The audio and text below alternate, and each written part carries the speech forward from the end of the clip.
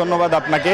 নির্বাচন কিন্তু 12 ফেব্রুয়ারি এবং খুব কম সময়ে হাতে প্রত্যেকটা দলের জন্য সে জায়গা থেকে জাতীয়তাবাদী দল বিএনপির পক্ষে ধানের শীষের পক্ষে কিন্তু প্রচারণায় নেমেছে বিভিন্ন পেশাজীবী সংগঠনের নেতাকর্মীরা। তারা কিন্তু এইখানে হাতিরঝিলের যে পুলিশ প্লাজা রয়েছে সেই পুলিশ প্লাজা থেকেই সকাল 11টা থেকে কিন্তু তারা জড়ো হয়েছেন এবং তারা বিভিন্ন রকম স্লোগান, প্ল্যাকার্ড, ব্যানার নিয়ে কিন্তু তারেক রহমানের পক্ষে নির্বাচনে ভোট চাইছেন এবং ধানের শীষের প্রচারণায় তারা কিন্তু মিছিল নিয়ে এখন বর্তমানে আমরা আছি একেবারেই যে তারেক রহমানের যে বাসভবন তার একদম কাছাকাছি এবং র্যালিটি শুরু হয়েছে হাতিরঝিলের পুলিশ প্লাজা থেকে, তারপরে সেটা গুলশান 1 হয়ে গুলশান 2 দিয়ে এখন বর্তমানে তারেক রহমানের বাসভবনের একদম কাছাকাছি।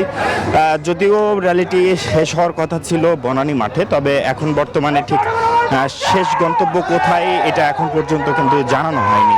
তবে নেতাকর্মীদের স্বতঃস্ফূর্ত অংশগ্রহণ কিন্তু এখানে কিন্তু একবারে উচ্ছ্বসিত নেতাকর্মীরা এবং তারা ধানের শীষের পক্ষে স্লোগান দিচ্ছেন এবং আগামীতে গণতন্ত্র প্রতিষ্ঠার ক্ষেত্রে ধানের শীষের বিকল্প নেই, এমনটাই কিন্তু নেতাকর্মীরা আমাদেরকে জানিয়েছেন।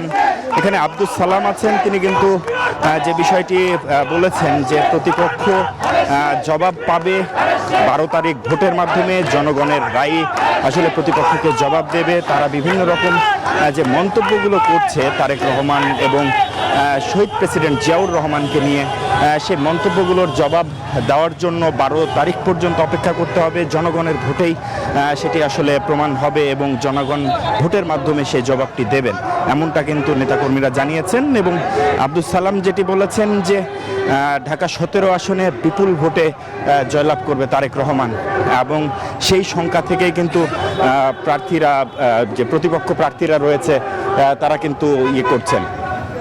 এখন বর্তমানে এই র্যালিটি ঠিক তারেক রহমানের বাসভবনের কাছাকাছি, তবে শেষ গন্তব্য কোথায় এই র্যালির সেটা বলতে পারছি না, কারণ সে বিষয়ে এখন পর্যন্ত কোনো তথ্য জানানো হয়নি। পরবর্তীতে যদি কোনো তথ্য থাকে সে বিষয়ে আমরা জানাতে পারবো। সামাদ। হাসান, ধন্যবাদ আপনাকে।